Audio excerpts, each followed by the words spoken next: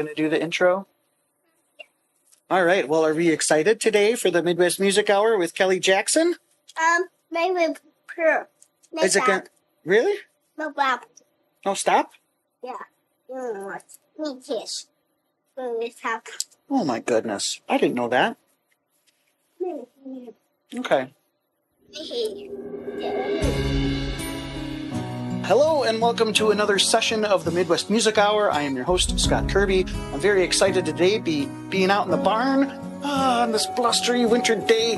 I've got a special guest in the barn, Miss Kelly Jackson, and I'm excited to chat with her today a little bit about her upcoming performance at Artstart in Rhinelander. Driving down 47, listening to the music play. Just past the sign that says welcome, like the Flambeau is where I stay. Place where my grandmother lays, heart of the Ojibwe. I said I'm making my way back home, making my way back home. I said I'm making my way back home, making my way back home.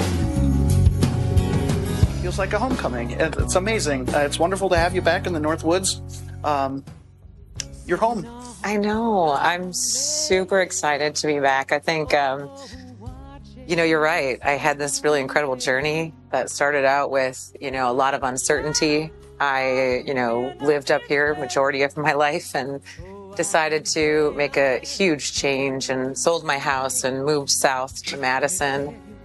In that venture, I was able to, use the proceeds from selling my house to create an album, which I, honestly thought was just a for fun legacy kind of thing I would leave my grandchildren, And then it ended up being a lot more than that. It became a medicinal journey for me that I really have to be thankful for. And after that, music became such an intricate part of everything that I do. And so, it has been a long time. I've been in Madison. I've written probably a half a dozen songs really about, being separated from my community. So for the last few years, I've been looking for a place to call home again and come back home here. And so just recently in December, I was able to make that big commitment and I bought a house. And although it's one of those houses that require quite a bit of work, so I've been up here for the last few months trying to put it back together after I took it apart. But it is so nice to be back in the community. Like there's something really medicinal about, the reservation, and most importantly, being so close to like language and culture and community, and again, being able to invest in making a difference, not just with music, but just in general, being present again. And it's really exciting to be back. The big focus of your music has been on the healing element. You also have led a very, very successful endeavor with the Indigenous Girls Rock Camp. Is that, sorry? Shh, Elton, quiet. I will edit you out. I will edit you out. Yeah, you will. Goofball. I was going to ask you about that experience. Yeah. How rewarding has it been to be part of that program? And is there a chance that we're going to see a northern version of that within our community up here? Yeah, absolutely. I think that's probably one of the most rewarding things I've done with music is Indigenous Girls Rock Camp is a, experience for young girls ages 8 to 18. And we teach them how to play an instrument. They write an original song and then they perform for a major music venue. And it's all done in 7 days, usually with no music experience at all. So it's really exciting to see, young people come together and learn something new and support one another and then create something that they can share with their community. And so we have done the program mostly in Madison. And so we are going to be bringing a program to Lac du Flambeau this summer. So we are going to also look at bringing the program to the Menominee community as well. So we have 2 major programs coming up this summer that we're looking forward to. Yeah. Very cool.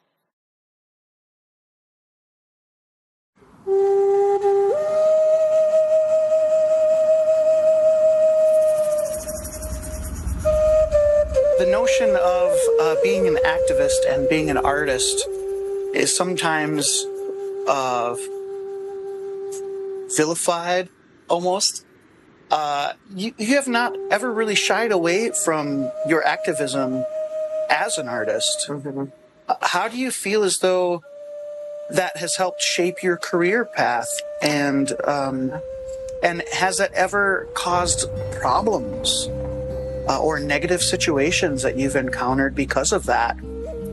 I have had pretty positive experiences with, the way that I convey information about my community. So it's always been, my messages have always been very deeply rooted in my responsibility to my community. And I feel like, obviously, the protection of Mother Earth and the protection of our environment and resources, and most importantly, our people. I think that, the plights that I've undertaken have been really challenging because not a lot of people know about them.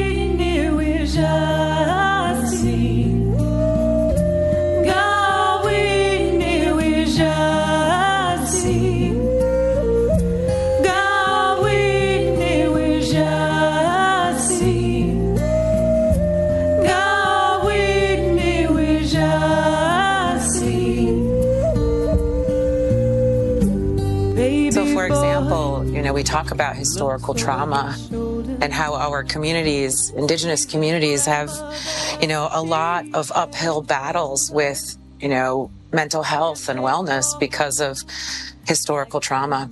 And I think that the average person doesn't realize something as monumental as what the government boarding schools did to our community. So my song, Gawin Ni Wajasin, which is in my language means I don't want to go. It really was the first song that I ever recorded. And it partly was because I felt like people needed to know what that experience might have been like when the U.S. government made it mandatory that every child be taken from their home and placed in residential schools, sometimes to never go back home, and oftentimes to not go back home. I think that it wasn't until real recent times that people even heard about boarding schools. And so I think that, initially my music was a tool or a platform to do some educating. And I think that's the approach I've always taken, is like, let me teach you a little bit about the community that I come from. And maybe it will garner some better understanding on why there is such social disconnect between indigenous communities and the rest of, the population. And I do think that, when I took a very strong stand in terms of, being environmentally responsible with Wake Up, which is a song that I wrote after visiting the Standing Rock community, it was really the reality that we individually can make a difference. And it has to start with us first. So Wake Up was about environmental consciousness for myself. We can point fingers at corporate America, but we have to make a difference in our own lives. So I feel like my activism has always come from my own plight, if you will, to become a better person and to be able to share that with other people.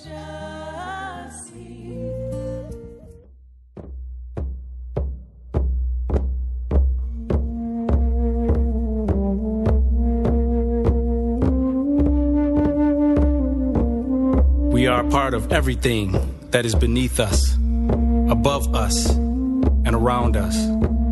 Our past is our present.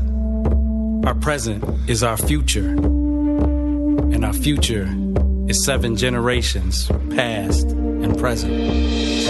Wake up, you can hear her cries. Wake up, stop trying to deny what you do and what you use has no consequence on you. Wake up, wake up. Wake up, wake up. So recently we did a coast-to-coast tour recognizing the need to share more information about missing and murdered Indigenous women and historical trauma. So I traveled during the week of MMIW awareness last year and started out in Washington, D.C. and traveled all the way to Washington State and down to Nevada and to St. Louis and back to Wisconsin. And it was probably the most incredible thing I've ever experienced, because as a musician, you're trying to celebrate a lot. Oftentimes you want people to clap and be happy. And I can't tell you how many times I had wrapped up my set and there were people crying and, you know, and sharing how incredibly emotional and yet healing the music was. And it allowed me to share some really difficult topics, you know, to talk about the fact that, you know, not just the boarding school and its impact on our young people, but how it resonates today. You know, violence is a learned behavior. Almost every elder that I interviewed who experienced the boarding school also experienced physical violence and sadly also sexual violence. And unfortunately, that continues to radiate in our community. And I think we don't have the platform to have a real conversation about it. And so music has been a way to create that comfort zone to talk about it. So my song, Don't Speak, which is about violence against women, it's about my own story, really, being a victim of both sexual and physical violence. And being able to use music in a way to create awareness was so powerful. So I would say most of the time it's been welcomed with incredible support. The U.S. Department of Justice supported several of the events that we had attended, and they primarily looked at victims and services for victims and how are those programs currently being offered, and are they culturally sensitive? Are they paying attention to the difference between Indigenous communities versus, you know, other communities? And it was a really powerful opportunity to share with the U.S. Department of Justice the differences. And I think how historical trauma comes into play. We use that word a lot, like historical trauma. What does that mean? And I think it really hit home for me when, you know, I was interviewing tribal elders and my uncle said, Kelly, I want you to interview me. And I said, well, you know, Uncle, I'm just interviewing people that actually went to the boarding school. And he said, well, I know, but I want you to learn something, so I want you to interview me. And so I sat down and, you know, got my recorder and my questions. And he said, no, I just want to tell you a story. And he said, I want to tell you my own story on how I realized the impacts of the boarding school on my life and even more importantly, on my own children's lives. He said that he went to Lakeland High School his freshman year, and it was really a big change because he went to school for most of his life on the reservation. And even though Lakeland High School is only 12 miles away, it was a totally different place. And one of the teachers basically started out the conversation with, I want everyone to go around the room and share something that's a tradition in your family. Maybe something that you do every day, something you do once a week, maybe once a year, but just share that tradition. And he said the first kid got up and said something like, you know, I guess in our house, our tradition is my mom gets up early every morning and wakes us all up and we have breakfast together. Eggs, bacon, toast, hash browns. Everyone sits at the table together and everyone shares what they're going to do for their day. And it's really the only time that we all as a family come together and talk, because in the evenings, everyone has sports or other things going on. And so maybe we don't have a chance to come together. And then he said the next kid, and he's like, so that's my tradition. And the next kid got up and said, well, I guess in my family, you know, my mom, I have 2 younger siblings, and my mom every night reads the same book to my younger siblings.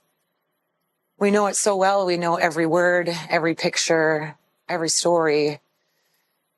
And that's our tradition. So my mom, this is the way she puts my siblings to bed. And my uncle said, he sat in the back of the classroom and he said, that's not real. Like, that's not how people actually behave. He said, it's like some fake movie, like Leave It to Beaver, family. And that's not how he grew up, because when his mother put him to bed, she said, you get your butt in that room, you shut the door, and I don't want to hear from you till tomorrow. And I was like, wow. He's like, so what do you think of your great auntie? And I'm like, well, she sounds kind of mean. He said, why do you think she put me to bed that way every night? How do you think she was put to bed every night? How do you think her mother was put to bed every night? More importantly, how do you think her mother's mother was put to bed every night? You have 3 generations that you completely killed as a result of the boarding school. And so when you think of historical trauma, now I realize that it lives in myself and in my children and in my children's children, likely. And it's going to take a whole lot of work to recognize that. And so, oddly enough, music has been a powerful way to share that story with my own community in addition to others. So.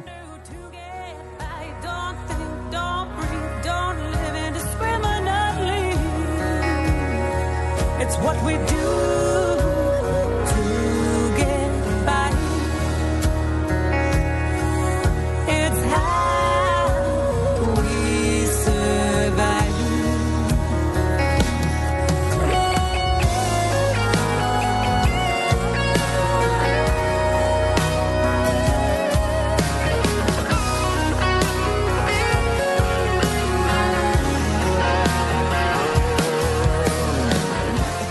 Everything really starts out with just having a conversation about it, recognizing it, realizing it's a real thing in order to face it. But just thinking about it from a musical standpoint is, from my culture, we use music as medicine, and we have since the beginning of time.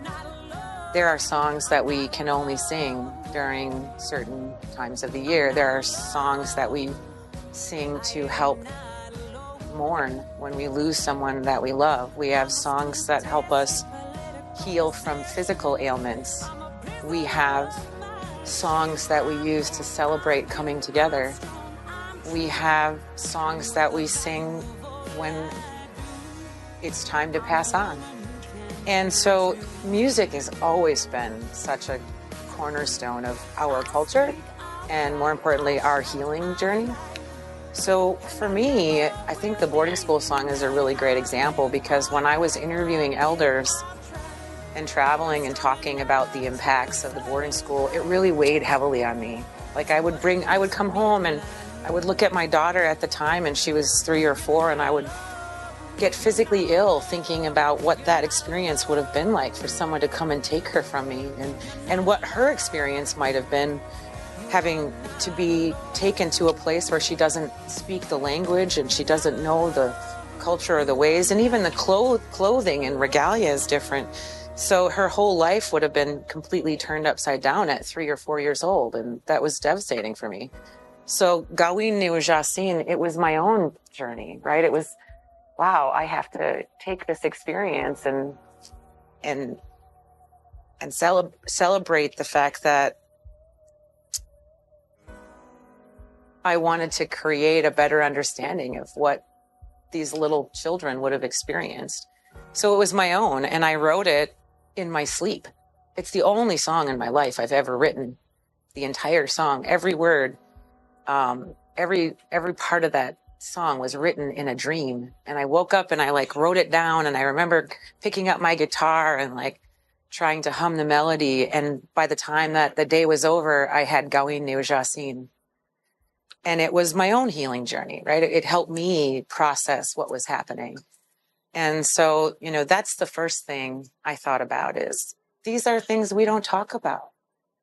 The same thing with Don't Speak was, I remember a statistic came out that said 4 out of 5 Indigenous women are sexually violated before the age of 18. 80% of the perpetrators are non-Native. And I remember thinking about that, wow. And in the kitchen were 7 of my close friends. I used to do these little gatherings every Wednesday. It was like Margarita Wednesday or something like that. So we'd all come together and we'd have food and we'd have, margaritas, and we'd talk about just whatever. And it was our own little women's talking circle, if you will. And I ended up asking the group, I'm like, this statistic came out, and I know this is probably uncomfortable, but how many of us standing around this island have experienced that? And it was so shocking. 7 out of 7 of us fit into that statistic. And yet we had never talked about it before. Never. So I think healing first starts out with having the conversation. And music is a platform to break that seal, right? It's a medicinal release, if you will, through music. And that's what I meant earlier when I said music has always really started with my own journey of healing. And that's where I think the next step lies. Now, get even deeper than that. I had a billionaire say, Kelly, if I give you $1 million, to help the MMIW movement, would that help solve the problem? And if so, what would you do? And I thought, I have no idea what I would do with $1 million or how to make a difference. And so I said, let's start talking about it. And mental health and access to mental health is a big thing. Having the ability to start reaching into our own lives and repairing. And it's not just with Indigenous people, it's with everyone. We all have our journey, and some are good and bad, in terms of shaping who we are. And we have to tackle that. And music is a great way to let that out. I mean, every old country song is about a broken heart, right? So there's a tear in my mirror. Yeah, so it's a great way to hey, let's just let this out. And, the other things, I think they just come naturally, I think, in the healing process is what would solve that problem, whatever it is you're trying to tackle. Just start out with talking about it.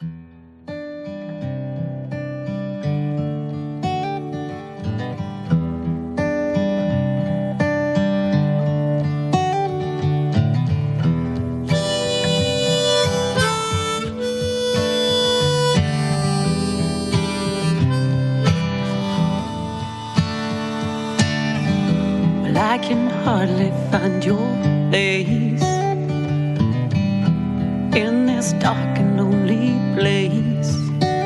Well, I reach back into my memories, try to find a place we used to be, but now that's gone, and life goes on. Feels like I'm waiting, anticipating, aching, waiting. Somebody wake me, shake me, make me find myself again. Hardly even know who I am.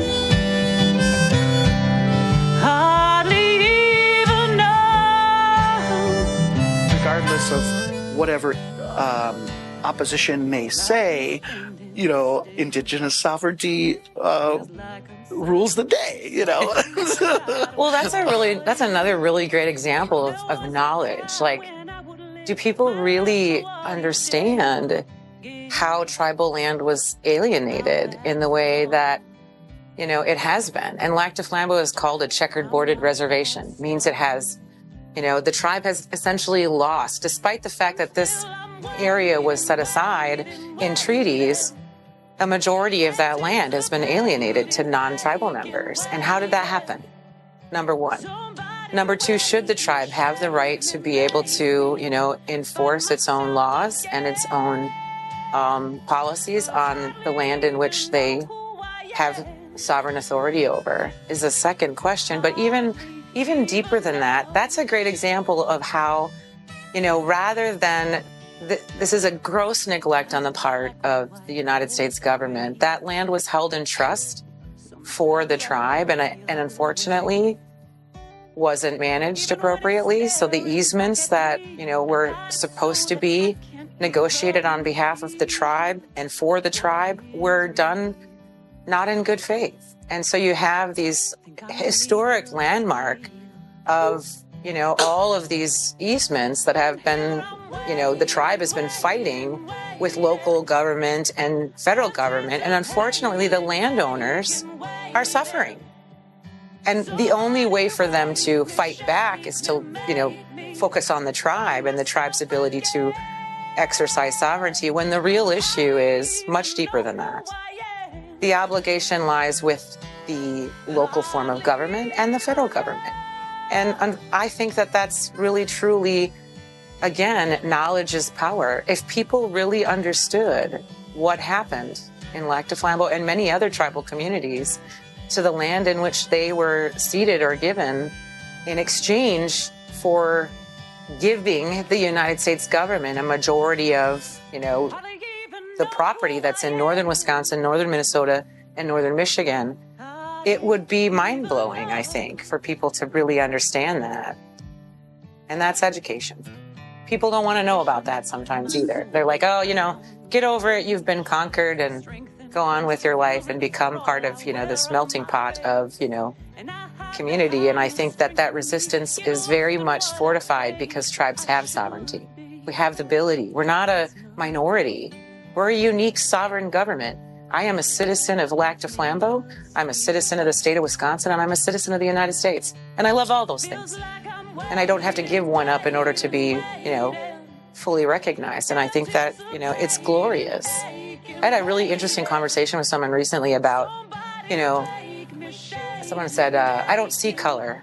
I just see people. Well, that's unfortunate, really, because everybody is just incredibly diverse in our culture, in our language, in our communities. And that's what makes this continent so beautiful, is it's just really a melting pot, but also has all these unique cultures and communities. And I hope people recognize the value of having that experience living in this country. I do see color, and I think it's pretty amazing. Yeah. There was some really, disgusting rhetoric being printed in local papers, and how does that help, and right. And I think that being misinformed or uninformed is only an excuse that goes so far, right. Especially in our modern age. And recently with the stories being shared, through like the boarding school histories and everything like that, if you're losing humanity, I mean, there was no humanity in that action, those right. actions back then, kill the Indian, save the man, Right. Well, I do think, you're absolutely right. Half of the battle is when there is so much information out there that's inaccurate. And if you're, or is just so full of unique opinions rather than facts, you're constantly battling misinformation. So I feel like a lot of the work that I've done with music and otherwise has always been, let's start out with a little lesson on, exactly what treaty rights are. And I think that people have a misconception about treaties in general, as if treaties somehow gave tribes rights. The treaty itself didn't give the tribe anything. The treaty itself was retaining their sovereignty. They've always had sovereignty. The treaty itself retained that and gave the U.S. government something in exchange. And that's the reality of all of the treaties that we're talking about specific to Lac du Flambeau. And then walk through sort of the real truth about how this land that this tribe lives on has been, over the years, taken piece by piece by piece. And so what little bit is left, absolutely, you have this legacy of, tribal, obligation to protect the land. And it's not that it is something that an individual is going to understand unless you take the effort to learn the history. Now, does it solve anything? Is there still going to be a debate? I mean, you have easements that have not been paid for several decades. does the tribe have a right to right that wrong? And I think that's a question that everyone is, putting out there in the space, saying, do they have the right to require that they be enforced? And I think, unfortunately, it puts the burden on the individual landowner, which of course creates anger. If someone came to you and said, Scott, you can no longer access your house because you don't have an easement from the town of Rhinelander, and the town of Rhinelander says, well, Scott, if you want to access your land, you got to pay for 30 years worth of easement, or you're going to have to leave your property. Who are you going to be angry with? Yeah. And I think that that's reality. And so that's where, when you have misinformation, it breaks down that communication. Now you have angry Scott Kirby and angry Rhinelander, and nobody's going to solve that problem if there's not some way to bring people together. And so when you have a media outlet that's really encouraging, this misinformation and hostility, it makes it okay. People can be angry and hostile, and that's not going to bring everybody to the table to solve a problem. So I don't know that there's a solution for that, but I can tell you that, even with, when you talk about the treatment of Indigenous burial sites, and it's really unfortunate that on tribal land, the tribe doesn't have the ability to protect ancestral graves. I don't know why or in whose world that wouldn't be the right thing to do. But because it's located on a church property that's been leased for a very long time, there's this sense of entitlement that I should just be able to do what I want rather than have someone tell me what's culturally appropriate. Now, I will also tell you that, my first album, Spirit of a Woman, there's a song on the album that is really about repatriation. It's about the fact that there are hundreds of thousands of Native American remains on museum shelves, and most people are not aware of that. But the reality is, my grandmother and my grandmother's grandmother very well could be sitting on a museum shelf somewhere. And is that right? I don't know in what world it's okay, but unfortunately, these are battles that the tribe has had to take, and it seems ridiculous, but they had to fight for a law that allowed them to have the right to your own people. As a matter of fact, as a Native American woman up until 1990, if I died and was buried in the earth, I was subject to scientific analysis and didn't have the right until the Native American Graves Protection and Repatriation Act was created, and it said, now you have the right to own your dead, and you have the right to decide what happens to your remains. It seems crazy, but most people are not aware of those. Those are the battles that tribes have had to take, and as early as 1992, when that act was passed. So, well, one thing I will say too is, unfortunately, what you see in the media is most of the negative stuff, right? The stuff that, people want to read about, but there's so many glorious and amazing things happening in Indian country these days. In terms of the economic vitality, tribal communities are creating, businesses, everything from banks to hotels to not just gaming, but it's this diversity of vitality, creating jobs for their community members, and not just their community members, but one of the largest employers in this county is the Lac du Flambeau tribe. It's one of the things I think we don't talk about enough is all of the incredible things that are also happening. So I think, in some ways, becoming knowledgeable of not just history and ongoing events, but, becoming more familiar with what a tribal government really is. It's not this stagnant, historic village. it is a thriving, incredible community, and people should know about that. I agree. I think you had mentioned at one time on one of your first visits overseas to where you'd meet people and they would ask about your origin, your culture, and they would find out that you were an indigenous woman, and they were taken aback because it was all maybe perceived as a past tense culture, not a present day living, breathing culture. Yeah. Right? So that, I mean, right, we're still here. Right. You know? That experience is so interesting because when I went to Europe the first time, I would say, obviously they just from my accent know I'm from the United States, right? So there's some countries that are not, what's the word I'm looking for? They're not really kind to folks that are from the United States. Empathetic? Yeah. Sympathetic. And I swear to God, a majority of the time I would say, well, I'm from the United States, but I'm indigenous. And immediately their faces would light up and they're like, oh, and immediately kindness and empathy. It was really incredible to me, especially in Germany.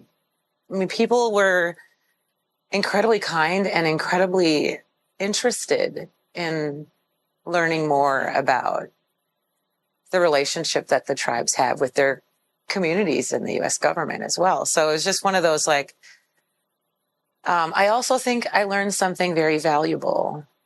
When I was in Europe, I realized that there is such depth and culture in Europe, right? So here, if you say this land is sacred in the United States, people assume it's probably associated with a tribe. But I was traveling in Ireland and there's a sacred site that's noted. And I thought, oh, wow, they have ancient sacred sites as well. And they have, their language, and they have, this deeply rooted culture and food that's associated with that culture. And what an eye-opening experience. And so when I came back to the U.S. after my first visit, I was like, really thinking, if only you could experience the way that I feel, as far as everything in this community is, a history that goes back far beyond 500 years. And it's such a deeply rooted part of who I am and my identity, my language, my culture.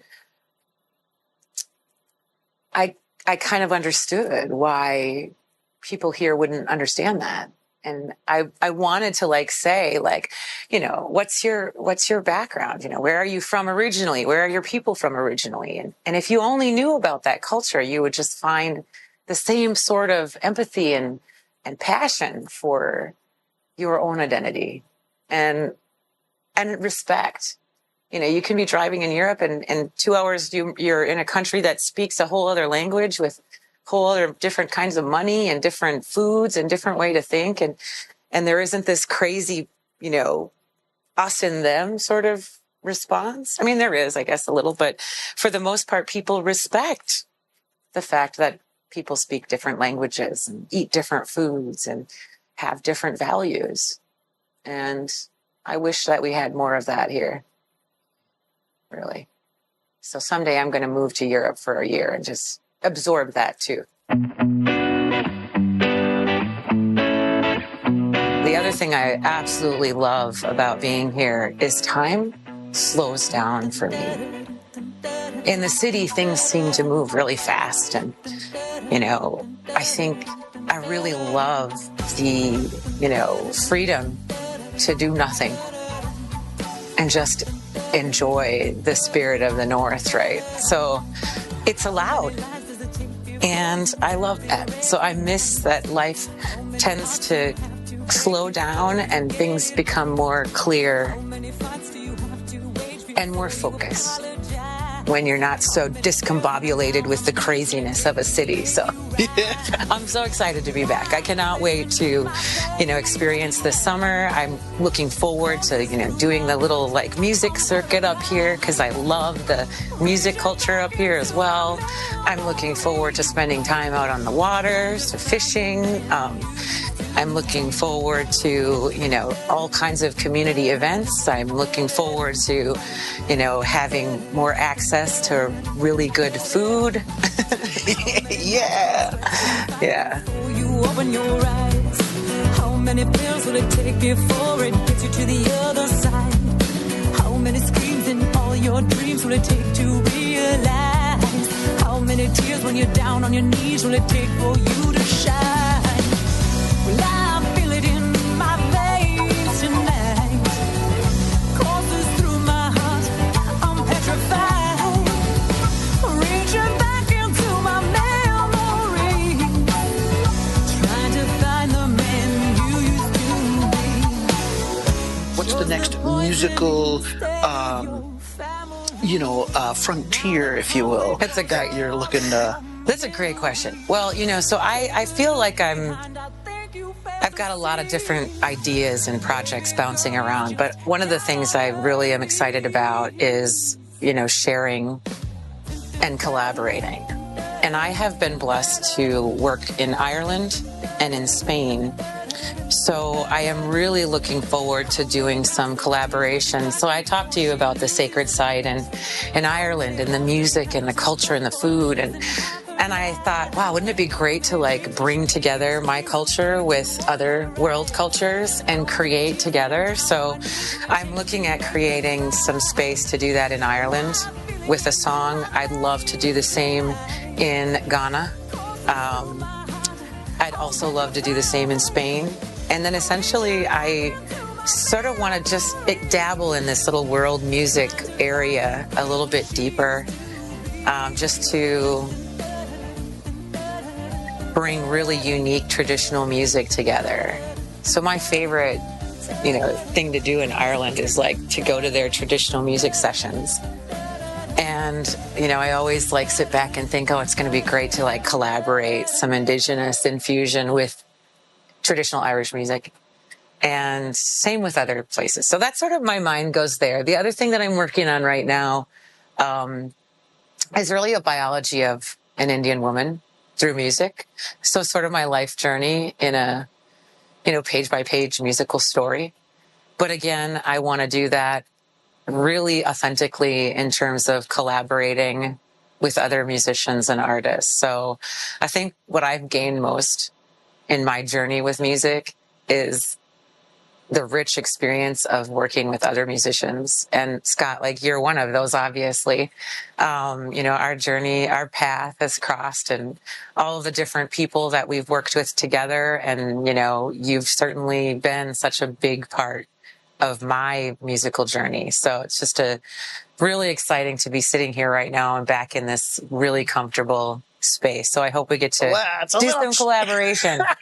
Thank you. Do some creation. I mean, it's a little chilly right now, Yeah, it is. we got the wood stove going, it was, but yeah. I got to walk over and warm up my feet every once in a while. But yeah, no, it's super exciting. I don't know, the other thing I really think about music is, as you already alluded to, is music's been a great way for me to be a voice and create a platform. And I really love when I can take a song and, sort of showcase that song and then deconstruct it after and talk about it with my listeners. And so that experience has been really powerful. So I want to continue to create platforms through music that will invoke conversation that sometimes is difficult to talk about. Very cool. I've got this vision of like the Playing for Change series that we see, like Kelly Jackson style, like they should get you on that. Yes. You should get her on that. Playing for Change here. It's funny you say that because one of the ideas that a group of us were talking about is just the diversity in music in the United States and Canada in terms of the indigenous populations. Wouldn't it be great to do like a Playing for Change and just stop in just a ton of tribal communities across the country and kind of create this musical, visual, experience and visit as many tribal communities through one song as you could. So that would be really cool too. So if anyone wants to provide funding for that, I'll definitely take that project. Absolutely. That's awesome. We also want to take Indigenous Girls Rock Camp on the road at some point too, because it's such a powerful program. So eventually there'll be an Indigenous Girls Rock tour bus that we take across the country. So, some vision. That's awesome. Getting the band back together, putting them on the bus, getting them on the tour, yeah, on that old open road, yeah. No lies, no games, no hurt, no shame, no tears, no loss, no doubt, and no blame. Are we bound by love, satisfaction, love? Oh, is someone there who can hold your hand, pick you up if you need a friend? Like to think I can gain gratification and myself and on my own, celebrate my life built on what I've known, all I've done and who I am. No lies, no games, no hurt, no shame, no tears, no loss, no doubt and no blame. No lies, no games, no hurt, no shame, no tears, no loss, no doubt and no blame.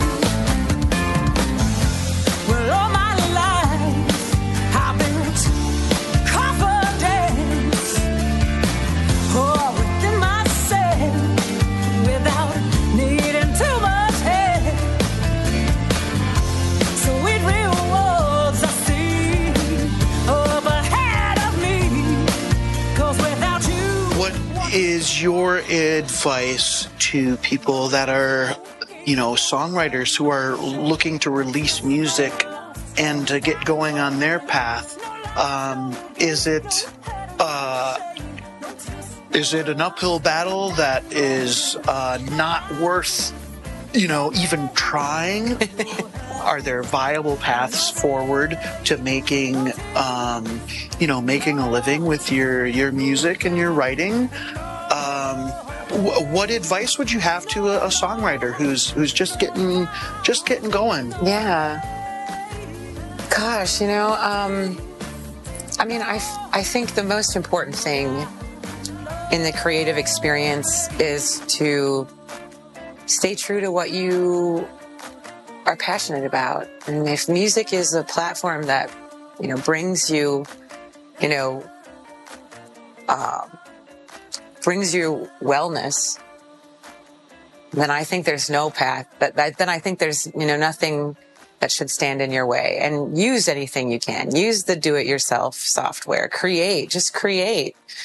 I think that I would probably not be the best person to talk to about how to really leverage social media, but you've got so many tools right now to share that, getting it out there and getting as much of your content out there as possible is really, really important. And just create. I'm always really impressed by my son's generation. I mean, I think my oldest son, he created thousands of songs, and recorded them on sort of the do-it-yourself sort of,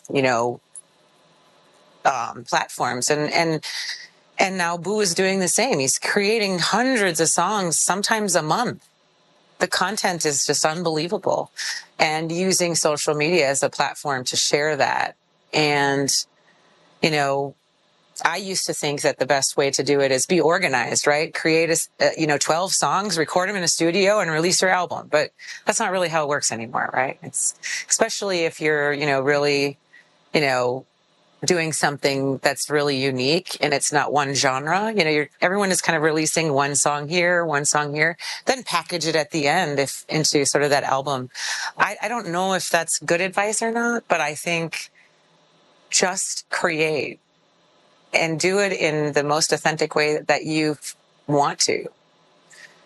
I am really excited about the idea of creating and recording again, but I can promise you it will be less less, what's the word I'm looking for, rigid in its, development than it has in the past, because I realize that now the flexibility is you don't need to have continuity from one song to the next song to the next.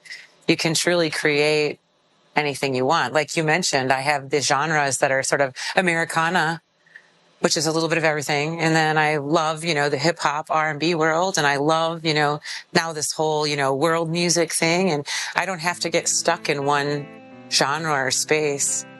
I can explore that more deeply because it makes me happy. Now, the question about whether or not you can do music and make a career of it. Well, I will promise you that I am not doing music to become rich. But I got really excited in the last few years because, when I was touring and traveling, it was the first time that I could support myself using music, because it was really thinking out of the box. And, I think that if you're really passionate about it and you put, your time and energy into the right space, you definitely can make this a career. And if it makes you happy and it makes the people around you happy, then keep doing it.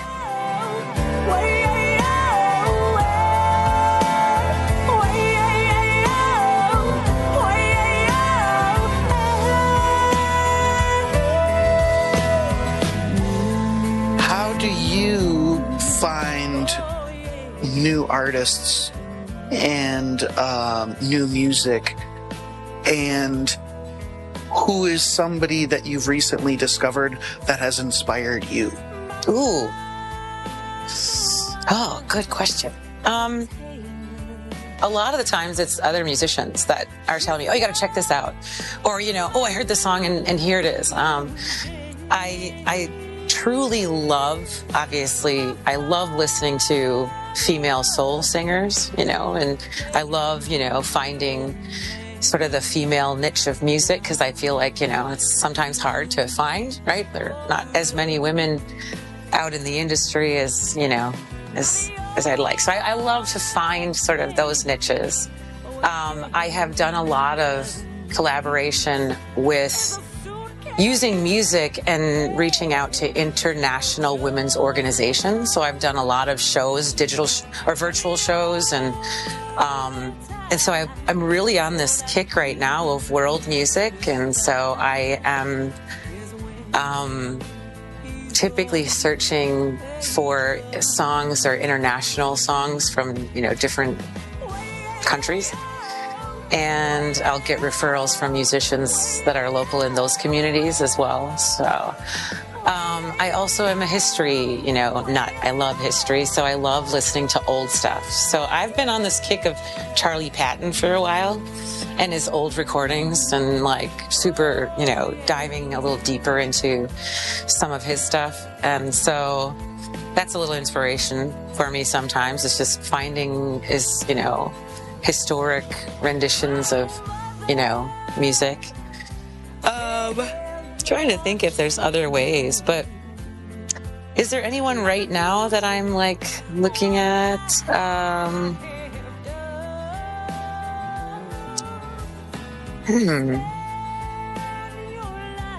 don't think there's anyone new.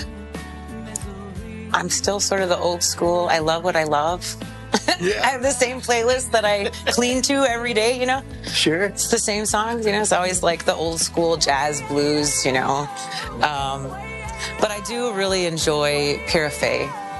She's probably one of my favorites. Her vocal, her vocal texture and her musicianship is just, I'm always really just appreciative of what she's doing globally, so I try to stay in touch with what she's doing.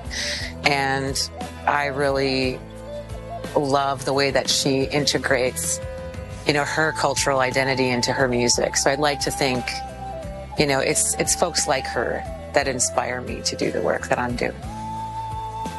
And she's also not afraid to make noise either, so. Dang. Well, Kelly Jackson, thank you so much for being with us today on the Midwest Music Hour. Thanks for all you do. to promote culture and acceptance and healing through your music and your art. And we'll look forward to the next thing. All right.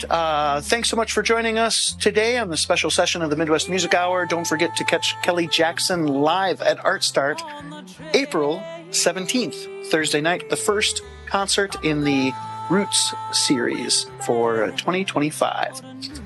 Be good to yourselves, be good to each other, and we'll see you on the next program. That ball and chain